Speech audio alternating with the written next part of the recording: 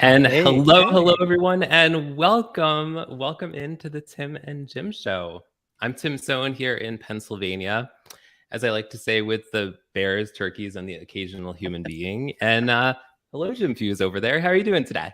I'm doing great. Looking forward to tomorrow finally getting our air conditioning fixed. It's been about Ooh, 2.5 weeks, so thank goodness I'm in the basement where it's a little cooler. But I do have one little sports thing for you, Tim. ooh, Yesterday, even though they lost, the Braves had a triple play, which was like the oh, first time since like 2004. So that was pretty crazy. You don't see triple plays very often in baseball, so that was neat. But I'm excited about today's show because not only do we have a great guest, but it's probably one of my favorite topics. I mean, I've even written a blog post about it because I think so much about the power of LinkedIn company pages. And I'm always telling people, and I know Kate will probably get into this a lot more, is when you go to someone's LinkedIn personal profile and you go to that experience, and that first thing you see is like whatever company they work for, and it looks like this. I don't even know what to call it, a gray They building call or it the something. tombstone icon. The That's tombstone what they call icon. it. LinkedIn calls it the tombstone icon. Yeah, It's really sexy. yeah. But if you click on right. it, it takes you to search results. It's like you're going off into like, yeah, a Yep. graveyard of search. Yep. And so it's like you gotta at least set up a company page, even if you're I don't know, I would say not do anything with it, but there's just so many things. And that's what we're gonna get into today with Kate. And so let's have Kate tell us about herself and what got her into loving LinkedIn so much. Well, first of all, when you were playing the promo, my dog was having a little asthma attack. Oh I was no. trying to get him to stop, and I'm like, I don't know if the mic is on. And I'm like going, shh, Rocco. Gotta love live streams, right? So my background has been for about 30 years in public relations and marketing. And I originally wanted to be a broadcast journalist way back in the 80s. And I actually had a really exciting internship when I was going to college in New York City. I actually got to work at the CBS Broadcast News Center. So I was a year as an intern on the morning show, and then I was a year on the CBS Evening News with Dan Rather. And that was a really, really great experience for me because it actually made me realize I did not want to be in corporate broadcast. I wanted to still be in the world of media and video, but I wanted to do it on a smaller scale, and I wanted to kind of be behind the camera. So, long story short, I ended up just like every journalist, you end up going into PR because that's where the money is. And so I went into PR. And then when the internet came around and social media, it was a complete change, but the foundations were still there from the standpoint of storytelling and producing and content and all that. We just didn't use the word content back then. So anyway, I started standing out online 9 years ago, which is my business. And I really help my clients with personal branding, especially I work with men and women, but I work with a lot of women entrepreneurs, people who are their own brand, people who are like speakers, authors, coaches, executives, entrepreneurs with their personal brand, their personal story. And then my superpower is to help people really leverage the LinkedIn platform. Love it, love it. And I think, I would say, especially with some of the things that have been going on lately, we'll just say with certain platforms, LinkedIn's probably now it's my number one or number two favorite, Mhm. where I would say the other one now has Mm, probably become YouTube. But LinkedIn is definitely more of a social platform where I think YouTube, it's trying, but it's not quite there. And who knows? They're probably going to come up with something. I mean, because we saw that because of what's going on with threads and well, I guess it's called X now, that Yes. even TikTok is letting you create text post. Really? I don't do TikTok, so Yeah, yeah. I don't. So I mean, I don't know. It's like they're all trying to become the same, and I don't know. It's very confusing. I mean, what do you think, Tim? I mean, I know you're a big you used to be a big Facebook fan, and I Yeah, think I I can mean, say that. yeah, when I first started my business, actually, in just a few days, it'll be 10 years ago. My business will have been started. I was, Congratulations. thank you. Thanks so much. I was all in on Facebook. And even when we started this show, many of our viewers came from Facebook. And now I would say a majority of them show up from LinkedIn for the most part. Yeah. And Jim, I agree with you that many of these social media platforms, or whatever they want to call themselves, they copycat each other, whether it's Instagram Reels and TikTok and that kind of thing. But Kate, what's your perspective on that? Well, when I started my business and I was really going to be leveraging LinkedIn, I mean, I had to really dig into it, right? And so that was 9 years ago. And LinkedIn was pretty stuffy back then. It was really, when LinkedIn was created in 2003, it was created to be a job seeking platform. It was a place to put your digital resume. It was really a place recruiters could go and find people. It was a place where people could put their resume out there if they were looking for, a new career, a new job, or a new place to work. And then over time, LinkedIn started to become a marketing tool too, but it was still always leaning toward the job seeker. So what I noticed, and this is just anecdotal, this is not like I don't have some link to cite for here. LinkedIn's growth really, and the shift in being more of a social business platform, really happened, I think, during COVID, frankly. There was the great resignation that we've all heard about. A lot of people quit and then they started their own thing, but people were in lockdown. So I think as a lot of people started to play with LinkedIn more and they started to see what it could offer. And so the other thing is I think it also became more, a little bit more authentic. So it wasn't as stuffy. It wasn't just business. You could share stuff about business. I mean, it's still not the place to post your kid's soccer game and what you ate for breakfast, unless you're a chef or teacher or coach. But it changed. And when you see some of the numbers for the growth of members on LinkedIn, the growth during COVID was huge. Like, for example, November of 2019, the average, so there were about 500 million users on LinkedIn. Of those 500 million, about 18% of those went on LinkedIn daily. Now, last year, that growth, so now they're almost at 900 million, so they're just under $1 billion, and that percentage of daily users is 43%. Wow. So that's just, again, it's just an observation, but I just have to think that that's what happened. And so now I think people take LinkedIn seriously, not only as a job seeking platform, but as a marketing platform. And LinkedIn, the company, has a marketing division. That's why ads are, a big thing now. And ads on LinkedIn are more expensive than like Facebook. They're definitely more expensive. But you know what? The cool thing is, and I hope it stays this way, is you can still get really decent organic reach on LinkedIn, whether you're using your company page or your personal page. Right. And that kind of gets us really, why start a LinkedIn company page, Kate? Why can't I just live off my profile and I don't want to do a company page because that means it's something else I have to manage. Why should we? Well, to your point at the beginning, that like when someone goes to your personal LinkedIn profile and they see your company and you got that little green tombstone logo, if you create a company page, your logo, once you put your logo into that company page, then that'll show up on your profile page. So that just looks better, right? It's just a better first impression. So a lot of people will start a company page just because they want to have that company page presence, because it is another landing page on the internet for you. And it's got SEO juice, right? So that's the most basic reason.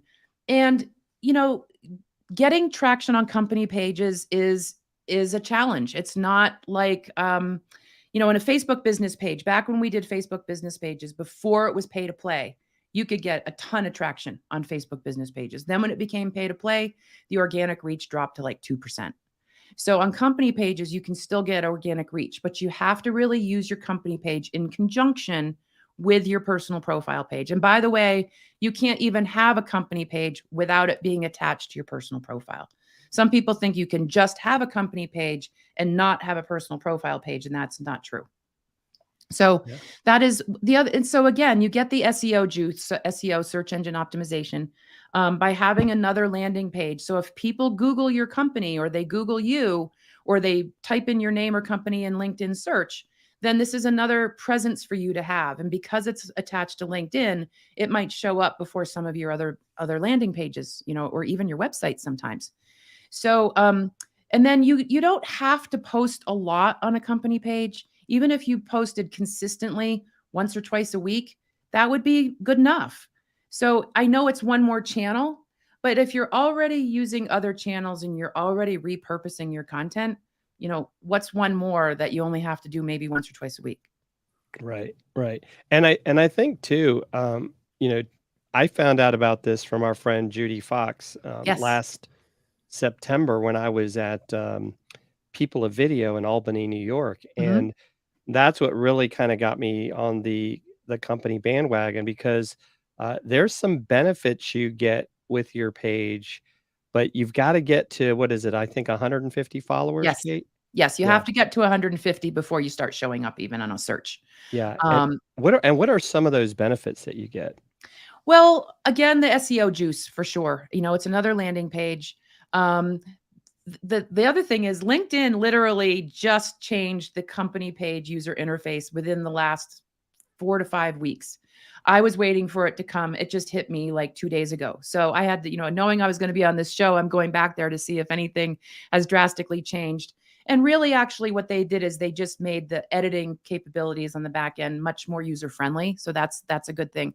One of the other benefits, though, that you can get that a lot of people don't realize is you can invite people to follow your company page. Originally, when LinkedIn gave this a capability, you have to go into your company page and then you click on invite connections and you would get 100 credits a month. They just expanded that probably within the last 8 to 10 months. And now it's 250. So you can invite people, like you could invite current clients, past clients, people that you think would be interested in your page. So you can kind of target who you'd like to follow your company page rather than just kind of hoping and praying that people are going to, stumble upon it on a search. So there's lots of different ways that you can get traction there. The other thing is to, unless you're Apple and Nike, as we were talking about in the green room, you need to use your personal profile page to really interact and share content from that company page. That's how you're going to get more traction. That's how you're going to get more new eyes on stuff if you don't, and besides inviting your connections. So, and there's kind of a strategy to that. And we can dig in more to that if you want. Oh yeah, yeah. Tim, what question do you maybe have that is burning in your mind? Yeah. So my burning question, Kate, is how should our content be different on our company page as opposed to our personal profile? Great question. The answer to that is it's all in the voice. So when you're posting content from your personal LinkedIn page, you're posting as you. You're posting first person. You're posting with your thought leadership. You want to really like this is where you get to show your expertise, right? From your company page, you're posting as the voice of the entity. You're posting as the brand. And so your brand voice is a little bit different. So even though I am the founder and CEO of Standing Out Online, and I have a team that's behind the scenes, but when we post as Standing Out Online, we're posting as the company. Like if I refer to me, I don't say me, I say Kate Payne. Kate Payne's going to be doing this virtual masterclass on blah, blah, blah. So part of it is the voice. The other thing that you can do too on a company page that you might not do on your personal page is this is the opportunity where you can show behind the scenes at your company. You could do an employee spotlight. You could do a customer spotlight. You can do a product spotlight. These are all things that like you have a sort of an open door to do on your company page and show not just what you do and what you sell, but show us the culture. Show us the back behind the scenes. Show us what's going on behind the scenes. Get creative with that. You might be doing that on Instagram or Facebook, and then you think, well, I can't do that on LinkedIn because it has to be so professional. Yeah. But this is that opportunity to be able to do that on a company page. Yeah, and I think too, what I like is that your content on your company page is much more focused on your company, where I feel like sometimes if you're engaging a lot on your personal profile, then it's not always clear, like, well, what exactly is Tim or Jim or Kate, about? Right. Because maybe I'm sharing other people's content, I'm commenting, and when you look at the activity feed, it can sometimes be all over the place. And I think the other thing that, and I don't know if you're doing this, Kate, but you can actually create a newsletter with your Yes. company page. Yes, that's very new, actually. We've all been waiting for that. Yeah. Because one of the frustrations, I don't know if a lot of people realize this. So before I kind of go there, I just want to kind of give a really important nugget of information. With all the spamminess that's been going on LinkedIn for years and fake profiles, LinkedIn for the last 2 to 3 years has been really trying to mitigate that. And one of the things that we know, and a lot of people don't know this, is that on your personal profile, so even if you're a CEO or whoever you are, if you give an admin or a VA your login credentials, LinkedIn is seeing that and they are shutting people's profiles down. So even if you've given permission for who, if you're in Pennsylvania and I'm in Colorado and I'm your VA and I'm logging in as you, LinkedIn is having ways to figure that out. And they are not only shutting that person's account down, they're shutting yours down, and they're doing it without warning. And I've had at least a dozen people have that happen to in the last year because they had VAs in another state or another country. And even though they gave permission, because LinkedIn's seeing that. So when the newsletter feature came out, it only rolled out to personal profiles first. So a lot of people wanted to do a newsletter from their personal profile page, but they didn't want to have to go in and format it and do all the things because that's not what they do. They wanted their VA to do it. So now, so that was always a sticky wicket to figure out ways to get around that. If you're going to use I don't know all those tab names that you can do that are like hidden, whatever they're called. I don't know because I'm afraid to do them and I won't do them because I don't want to risk losing, my profile. But there's probably some workarounds with that. Or if you're in the same office and somebody could log into a computer or whatever. But when LinkedIn newsletter feature came out to company pages, that's a gift because now your admins that you've assigned for your company page administration can now create those newsletters. Now, the other thing with newsletters too, and I haven't figured this out, and maybe you even know, Jim, because I've been trying to find an answer to this. When you do a newsletter off your LinkedIn personal page, the very first one that you put out, LinkedIn will automatically send to all of your first level LinkedIn connections. They will automatically get an invitation to subscribe. What I can't figure out is on a company page, does it go out to just the followers? Or do you invite people? And I can't get it That's a clear. really good question. Yeah, I'm not sure either. I So think it's so LinkedIn, new that yeah. they haven't even put it in their help page to know. Yeah. So LinkedIn, if you're watching, let us know in Exactly. the comments. Yeah. So, of course, if know we have my company page, I didn't even have a company page until last year. Because I didn't. But then I started getting asked about it and I was like, I need to have one to demo and all that stuff. So, I have like 300 followers on my company page. So I don't know if I started a newsletter from the company page, if it would just go out to the 300. I don't know yet. So that remains to be seen. If anybody listening or listening on the replay knows, please put it in the comments. Right. And we do have a question from our friend. I think it's Linda Ray. It could be Trevor, but I'm going to say it's Linda Ray. What's the showcase page? Because you see there's the showcase page, the company page, and I haven't done any showcase pages. I felt like it wasn't quite as deep as, if we'll call it, the other company page. It's a great question. So let me just kind of set this up. So when you have a company page, that's the main page. You can have sort of a sub page off of that company page, which LinkedIn calls a showcase page. So for example, I have my company page is standing out online. I have a showcase page for my podcast live stream called Coffee with Kate. So that showcase page is affiliated with the main page. So if you go to my main company page or anybody else's main company page and they have a showcase page, over on the right, it'll say, the showcase page, which is tied into, it's affiliated with that page. So you can sort of, that's not for everybody and it's not something you have to do.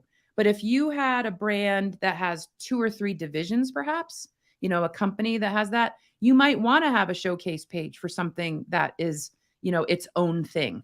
But I will caution you, once you do the showcase page, it's yet another channel that you've got to pay attention to. So, and I will admit I'm guilty. I haven't even paid as much attention to my Coffee with Kate page either, but that's changing because now I've got my podcast launching tomorrow. And so congratulations. Thank you. So my social media manager is going to get that all populated with all the back episodes of Coffee with Kate. But a showcase page, you don't have to have one if it makes sense, because maybe your main page is one thing and you've got this really solid, like distinctive thing on its own. Then you might want to consider having a showcase page for it. You know, and since you mentioned it, I'm actually going to share. I'm going to share with everyone here. This is the page for Kate. You can see the standing out line, and then over here to the right, you'll see it says affiliated pages, Coffee with Kate, and so I'm going to have to follow that. It doesn't have very many, right? Well, because we didn't know until today, and then you can see it ties back to standing out. See, and then it ties back, right? It's like a cross-reference thing. Yeah. So again, don't feel like you have to do it if it makes sense. And I would also say, like, if you have a team or somebody who handles this, then, you know, add that to the mix, but just make sure there's some level of consistency there. Like I said, I have not been with my own, but that's all changing. So now that's interesting. So I wonder, of course, you know, this is something that Tim and I set the page up for this, you know, separately. But I guess if we had wanted to, in the big scheme of things, would we have been able to, like, say, both of us, even though we have separate companies, both have that showcase page tied to our companies, or just tied to one? I think it'd be tied to one. Okay. I don't know that for sure, but it's usually tied to one. Just like if you have a company page that's tied to my personal profile page, and I've got 3 admins. But so, like, that's the other thing too, is we tested this the other day. Actually, I tested it with somebody, because what I was curious about is if you are a super admin on a company page, when you go into the page and it says invite connections, is it my connections as the admin, or is it the connections of the person who started the profile? And it appears to be the person who started the profile. Right. So well, that was a great, that was a great explanation, because I was thinking it was something completely different. So that was very helpful. That could change. You know, these things are moving targets. You know, you and I both spoke in Lima at Social Media Week Lima back in June, Jim. And it was funny because I was doing this company page talk, and literally I had to fly there on Tuesday. Thursday or Friday is when I realized that the user interface was changing. So I texted the presenter, the host, and I said, "Can you give me some time to get you my slides? Because I got to change a whole bunch of stuff." Right. It's the nature of the beast when you're working with these social platforms. Yeah. Right. Yeah. And so why did they check with me first? Yeah. So so now, and you kind of hit on this. So we're gonna go there. So what is the strategy, I guess we'll say, for, you know, personal to business, or I should say to company pages? All right. So when you have a personal profile, so let's say you have a company page and you've got a team of 10 people in your company. So you've got your CEO, who maybe the company page was built off of, you know, from their personal profile, but you have these 9 other team members who are following the company page. So if someone goes to that company page and they see the employee, you know, number of employees, and they click on that, so if there's 10 people who are 10 employees who are following the page, all 10 profiles show up. So the CEO's profile shows up, the receptionist's profile shows up, you know, whoever's got a profile, they show up. So if someone goes to that company page and they click on someone's profile in that grid, right, of results, they could go to that person's profile page before they've ever gone to your LinkedIn company, to your website. So it's really important that if you are going to try to have a really consistent, solid presence on your company page, you want to make sure that your personal profile pages are optimized, like that they're really good, that they're not just, you know how we are. A lot of people with LinkedIn, I hear this all the time. As my mother would say, I'll work it into needlepoint. This is way back when, right? But what I hear all the time is, I have a LinkedIn profile, but I don't know what to do with it, or I haven't updated it in years. And so a lot of people just think that they've got a LinkedIn profile up there and they call it a day, and they don't really pay much attention to it. But again, if people are finding you via your company page and they click on your LinkedIn profile page and your LinkedIn profile is outdated or subpar, or it's just kind of like there's nothing there, or maybe there's no profile photo, it could look weird. It could be a bad first impression. So paying attention to your personal profiles, especially if you're going to have a LinkedIn company page strategy, is important for like foundationally for that reason. But then what you want to do is in your content strategy is to reach out to your team and be like, okay, who on the team is going to be willing to share the company page content on their own page with their own thought leadership? So, especially the leadership team, especially the CEO or the face of the organization. So if they're going to share something, share the post from the company page, but with their own comment. Don't just share it and click share or repost, it's called now. Share it with some thought leadership and don't just say, great post. Share it And Kate, with your opinion. What's the difference if you repost without commenting versus reposting with a comment? Is there an effect there? Yes. From an algorithm standpoint, if you just repost without thought leadership, without a comment, the algorithm does not necessarily push that out. If you post with your thought leadership, because again, LinkedIn wants you to engage. LinkedIn wants you to build conversations. So if you put something, you don't have to put multiple paragraphs, but put something gives it some context about why you're sharing it. Or, I'm really proud of our team that did such and such. Tag people in there, so that it gets to that reach. And then have the people on your team. Like, this is where you as a marketing person can encourage the team to interact with the content too, so that they feel like they're a part of that effort, whether they're the CEO or they're the janitor. You know what I mean? Like, it's a way to really bring your team in and make it cohesive and get engagement, because again, more people posting is going to be that snowball effect of that company page content getting more reach. So there has to be a strategy behind this, and you got to kind of be excited about letting your team be brand ambassadors for you, be brand voices for what you're putting out on that company page, especially if you're small. And Can I answer your question? And would you say, if I'm creating content, do I go personal, share it to my business, or business, share it to my personal? You can actually do both, but I would say probably business shared to personal is going to be more effective. But again, tag people. Now, if you're tagging people, let me be clear about using your team as brand ambassadors. You can't make people do it, because everybody's personal profile is their own. And if they don't want to do it because they could care less, then don't make them do it. But the people who there might be people who want to do it, but don't know how. So bring them in, I get hired all the time by companies to teach them how to optimize their leadership team's profiles, and then how to use their team as brand ambassadors via their LinkedIn company pages. I do this all the time. And when they do this and they find a way to make it work, it's really another piece of people working on a team that they feel like they're a part of the messaging. And, especially think about too, if you're using your page for recruiting, people want to hear the voice of the people who work there, not just the CEO. So if you have people being brand advocates and brand ambassadors for you and interacting with what you're doing on your company page, that shows a potential candidate, wow, this looks like kind of a neat place to work. Like there's a team environment here. The culture is open and accessible. Especially if the person wants to be in the marketing team or be in some level of that. So, it really can have an effect that can be more than what you think of than just putting up some posts on a company page. Right. Tim, what question do you have for Kate? Yeah, Kate. So I was wondering, so a lot of people in our audience are people who may not have a team or have a very small team, maybe have one person, a VA, something like that. Do you have any tips for people like that, how they could leverage? I don't know if there's any tools you would recommend or any strategies to kind of simplify the process for them when it comes to company pages and working with individual profiles. Well, as far as tools, even if you have even if you just have a VA or a social media manager, right?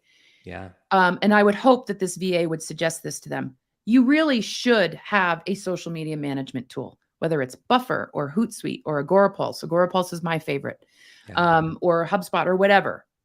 Buffer is for the smaller people. Buffer is a really good social media management tool where you can pull in all of your social channels. So you could pull in your LinkedIn.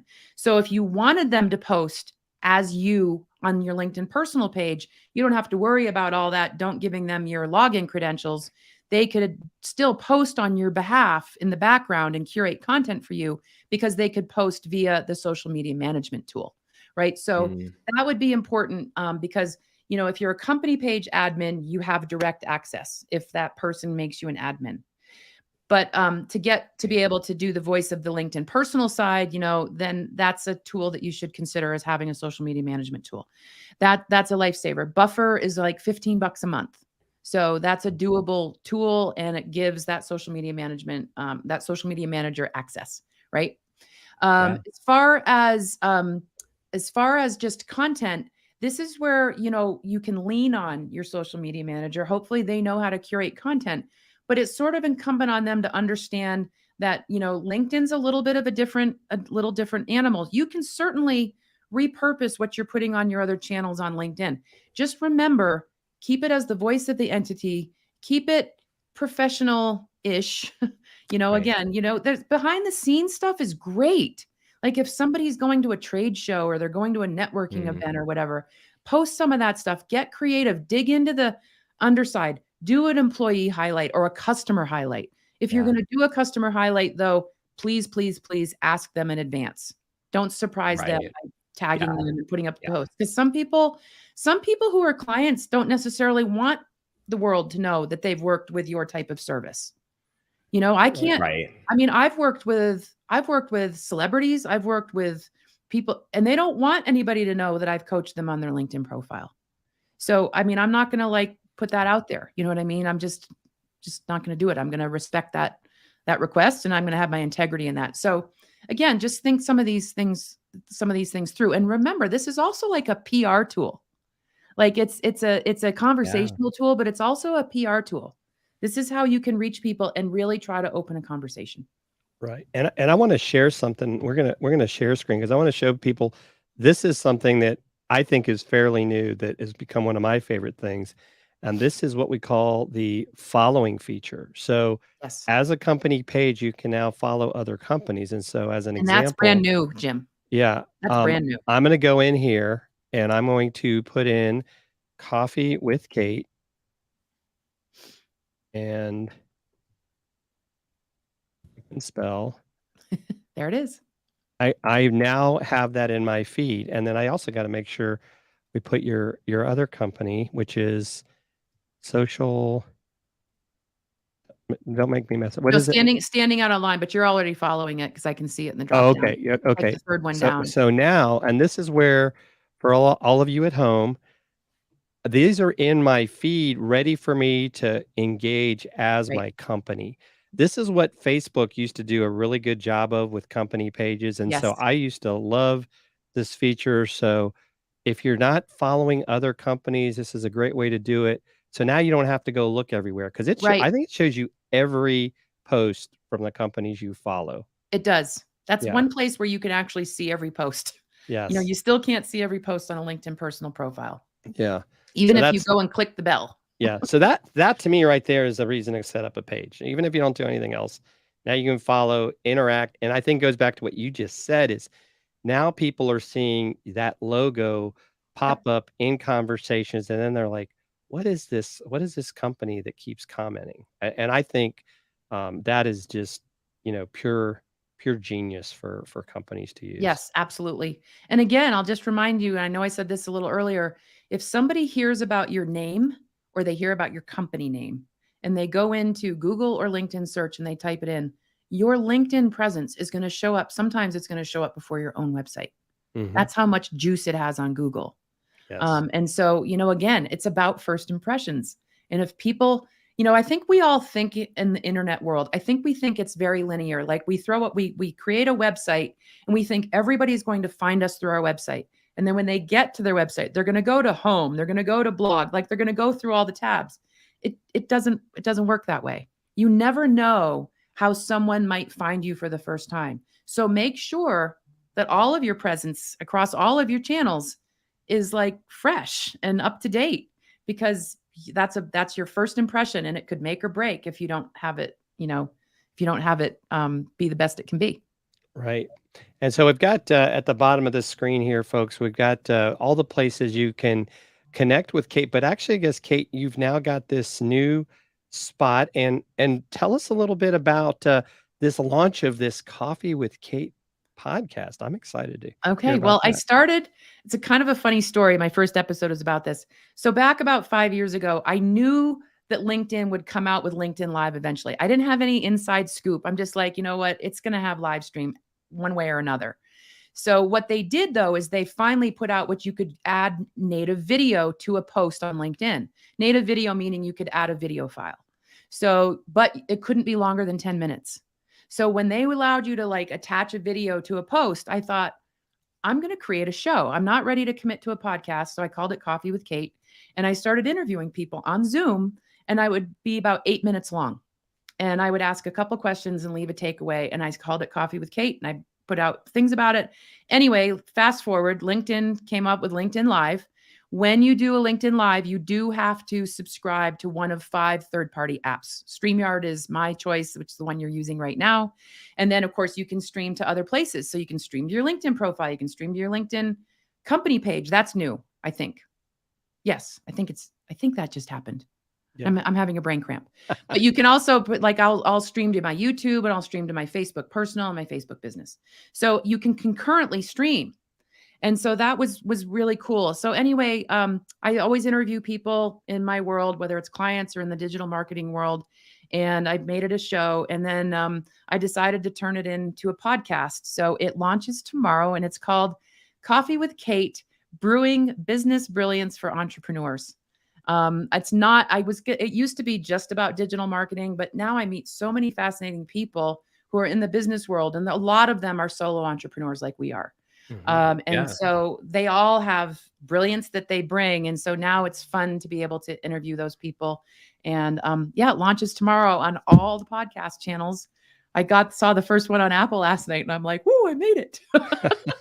That's so exciting. As you know, and it's I a love lot that. of prep. It's a lot of prep. I love that. Yes. Brewing business brilliance. Yeah. I love the alliteration. We were Yes. playing with that on Facebook about a week and a half ago. Oh my God, I got something like over 220 comments on it. Wow. I had people like, "Oh, I hate alliteration," or "I hate the brewing thing." And I'm like, maybe it should just be like conversations with Kate about digital marketing. And I'm like, yawn. Right. Yeah. Did you ask ChatGPT what it thought? I actually did. And I must say that the brewing word came from ChatGPT, to be completely Very transparent. Very cool. Love Well, this it. has been I didn't want to do yeah. percolating. Yeah, right. This has been amazing, Kate. I mean, we could probably talk. I know I could talk probably for hours about LinkedIn and company pages. I mean, they keep adding new features. I mean, They do. you got to remember that Microsoft bought LinkedIn several years ago, so they definitely 2016. have the resources, and they're finally really starting to roll that out. I mean, we didn't even get into collaborative articles. I Right. mean, LinkedIn audio. And these are things I know LinkedIn audio and live, like you said, can be done on your company page once you get to 150 people. And I'm going to give you all a hack since we're using StreamYard right now. If you want to record your audio from a LinkedIn audio, as long as you're doing it on your computer, just share the tab to link to StreamYard, and just go in record only mode, and just make sure you have your microphone muted in StreamYard, and it will record the whole conversation. And so you could repurpose I it did as a not know podcast. that. I was hoping that there was Awesome. going to be a hack for that. Yes, there's a We hack need to for talk that. offline about that, because I want Yes. to understand that better. Yeah. I need to do a YouTube video about that. So till they shut me down they're like, you can't do that anymore. But yeah, because otherwise you have no way to really record it. Right. Or it makes it difficult. But Right. yeah, so Kate, thank you so much for joining us. It's been an honor and a privilege. It was so fun to get to hang out with you in Lima, not Lima, Ohio. I know, Lima. It's Lima.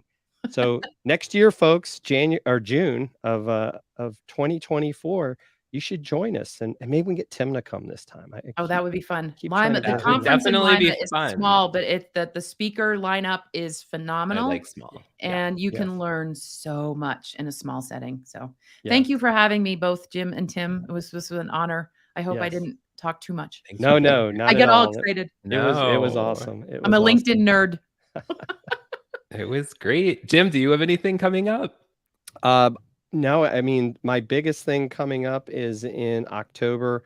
I'm going to creator camp with the folks from eCamp. So I'm gonna learn how to do Oh, some fun. cool stuff up in I think it's near Boston, which I haven't been to in forever. But just working away, working to get that AC back. That's the number one That's a big priority. deal. Yes. My AC is going right now, and it's hot in Colorado, but it's, as they say, it's a dry heat, but it's still That's hot. right. Well, thank you everyone for joining us, and we hope to see you all on the next episode of the Tim and Jim Show. And take care, everyone. Bye-bye. Thank you. Bye.